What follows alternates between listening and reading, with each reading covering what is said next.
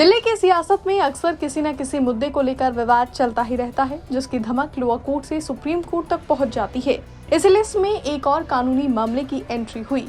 आम आदमी पार्टी के विधायक सोमनाथ भारती ने लोकसभा चुनाव में करारी हार के बाद अपनी प्रतिद्वंदी बांसुरी स्वराज के निर्वाचन में भ्रष्टाचार का आरोप लगाते हुए दिल्ली हाईकोर्ट का रुख किया, जिस पर आज हाईकोर्ट में सुनवाई होनी थी। लेकिन जैसे ही हाईकोर्ट के जस्टिस मनमीत पीएस अरोड़ा ने सोमनाथ भारती की अर्जी देखी तो उन्हें ही नसीहतें डाली। रिपोर्ट के मुताबिक जस्टिस मनमीत प्रीतम सिंह अरोड़ा की बेंच ने कहा कि आपकी याचिका में टाइपो बहुत है, मैं नोटिस नहीं जारी कर सकती क्योंकि कुछ समझ ही नहीं आ रहा है। कोर्ट ने सोमनाथ भारती से कहा कि पहले याचिका में मौजूद गलतियों को सुधार कर लाएं, उसके बाद आगे की कार्रवाई होगी। इस मामले की अगली सुनवाई अब 13 अगस्त को होगी। जस्टिस अरोड़ा ने कहा कि सिनॉप्सिस में बताए गए प्रतिवादी मेमो से मेल नहीं खाते हैं। उन्होंने कहा कि याचिका में प्रतिवादी संख्या 4 का जिक्र है, लेकिन ये मेमो में नहीं है। उन्होंने आगे कहा कि ये गलतियों से भरा हुआ है, बहुत ज्यादा गलतियां हैं, आपको पहले याचिका में सुधार करना है। मैं नोटिस जारी नहीं कर सकती क्योंकि मैं समझ नहीं सकती। मैं मामला स्थगित करूंगी और आप पहले सही याचिका दायर करिए।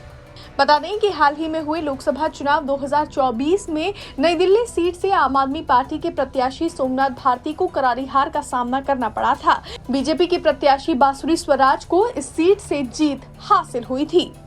दिल्ली हाईकोर्ट में दायर सोमनाथ भारती की इस याचिका में कहा गया कि निर्वाचन अधिकारी के अनुसार सोमनाथ भारती को 3,74,814 वोट मिले, जबकि बांसुरी स्वराज को 4,53,115 वोट मिले।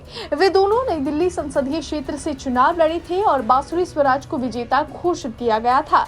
मौजूदा चुनाव याचिकाकर्ता यानी सोमनाथ भारती द्वारा जन प्रतिनिधित्व अधिनियम की धारा 80 और 81 के तहत दायर की जा रही है, जिसमें प्रतिवादी संख्या 1 यानी बांसुरी स्वराज के नई दिल्ली संसदीय क्षेत्र से लोकसभा के सदस्य के रूप में निर्वाचन को इस आधार पर चुनौती दी गई है कि प्रतिवादी संख्या 1 उनके चुनाव एजेंट और प्रतिवादी की सहमति से अन्य व्यक्तियों ने 25 मई 2024 को हुए लोकसभा चुनाव के दौरान भ्रष्ट आचरण किया है। अपनी इस याचिका में सोमनाथ भारती ने आम आदमी पार्टी के पूर्व मंत्री राजकुमार आनंद का भी जिक्र किया, जो इस चुनाव में बहुजन समाज पार्टी के उम्मीदवार थे। सोमनाथ भारती की अर्जी के मुताबिक उन्होंने कहा कि वास्तव में उन्हें याचिकाकर्ता के खिलाफ बांसुरी स्वराज की मदद करने के लिए बीजेपी द्वारा खड़ा किया गया था।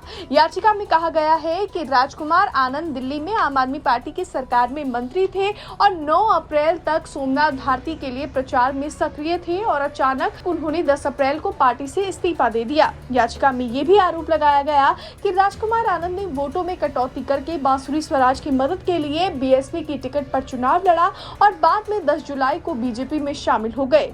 चुनाव के दिन यानी 25 मई 2024 को याचिकाकर्ता विभिन्न बूथों पर अपने दौरे के दौरान ये देखकर हैरान रह गए कि प्रतिवादी संख्या 1 के बूथ एजेंटों के पास बांसुरी स्वराज के मतपत्र संख्या, फोटो, चुनाव चिन्ह और पीएम मोदी की तस्वीर वाले पर्चे थे और वे इसे मतदाताओं को दिखा रहे थे, जो कि निश्चित तौर पर भ्रष्ट आचरण है।